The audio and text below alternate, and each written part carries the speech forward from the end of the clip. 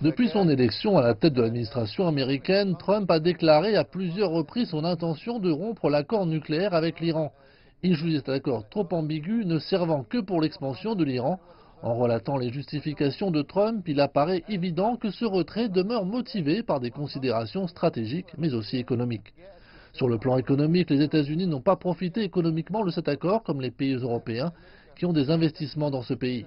Sur le plan stratégique, il y a des pressions israéliennes et saoudiennes sur l'administration américaine vis-à-vis de l'expansion iranienne dans la région, notamment en Syrie, en Irak et au Yémen.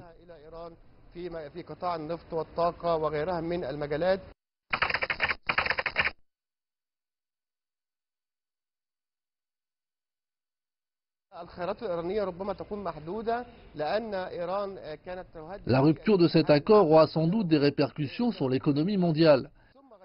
Les sanctions américaines imposées contre l'Iran affecteraient le marché du pétrole, ce qui mènerait à une éventuelle augmentation des prix du pétrole. Cet acte unilatéral nuirait profondément aux intérêts européens et pourrait être considéré par les Européens comme une humiliation et une arrogance inacceptable de la part des États-Unis.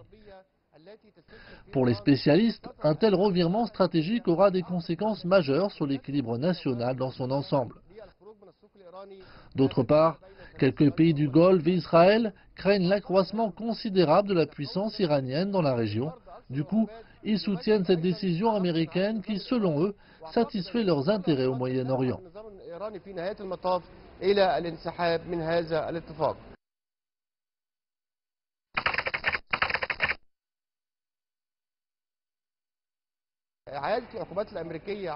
Ce retrait affectera sûrement la sécurité de toute la région. Juste après cette décision, on a témoigné d'affrontements militaires entre Israël et l'Iran en Syrie. Avec la rupture de cet accord, l'Iran pourrait avoir recours à la réactivation accélérée de son programme nucléaire.